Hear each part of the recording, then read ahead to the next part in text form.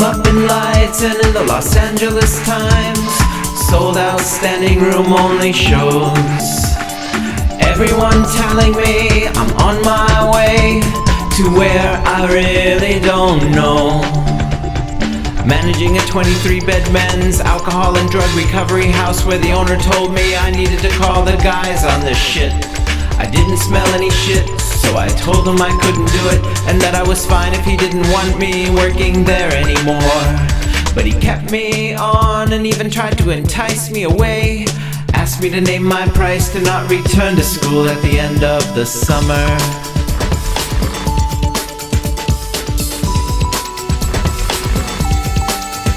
And my boyfriend was a musician with a high libido like mine had been, until it fell off a cliff.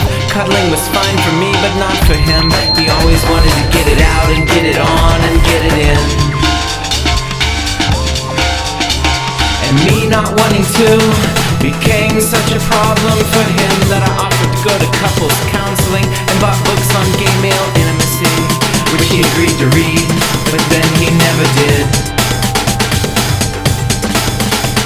Why don't you just go to couples counseling yourself, he finally told me, as if our problem was my problem, and maybe it was. I certainly couldn't prove it wasn't, but I wasn't about to go to couples counseling without him. So we broke up, and then had breakup sex, and then had breakup sex again. And then I started back to school, writing and writing as if I was a writer. Was somewhere I was going, was somewhere I wanted to go. I was going home and getting on the phone, calling a gay hookup line and hooking up and hooking up and hooking up, until I hooked up with a guy who lived a 2-hour drive away and who didn't have a car and was full of self-pity because he was in the country illegally. He had a job making dough at a pizza joint under the table after having graduated from high school with straight A's, and his mom was dying several inhospitable borderlines away. He was giving money to immigration lawyers who seemed to be just stringing him along, and I loaned him money so he could give them more. And then I tried to break up with him and he exploded, so I recanted, only to break up with him again a year later for the same reason. Because he was depressed and just wanted to watch TV and wanted me to watch with him. So when I drove 2 hours to get him, I felt like I was in jail, stuck in Spanish language, telenovela hell, telenovela hell, telenovela hell, telenovela hell, telenovela hell, telenovela hell.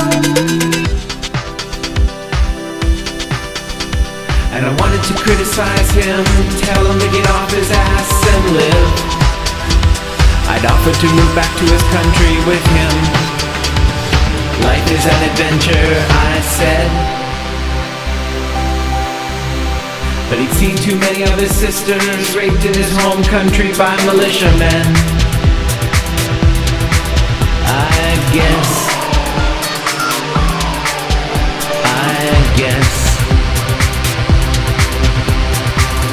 it made sense he didn't want to go back to his home country.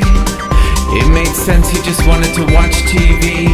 But it wasn't very fair of me, I thought, to sit around him holding my tongue, wishing the whole world was different, wishing I could just marry him and fix everything the way I thought he might want it, or at least the way I thought he might want it better.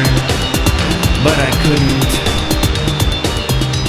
Besides, I told myself maybe this is all just a dream, and nothing is what it may seem. Maybe God or some higher power is in charge, and there's a master plan I couldn't prove there wasn't, and it was a lot more pleasant to think that there was, as he left a dozen crying messages a day, and at least as many emails, and now and then he took the bus, leaving early in the morning to arrive unannounced after 7 bus transfers. He thought I'd have to talk to him after he went to all that trouble, and I did, but only while I was driving him home. And then the next time, only while I drove him to the closest bus stop.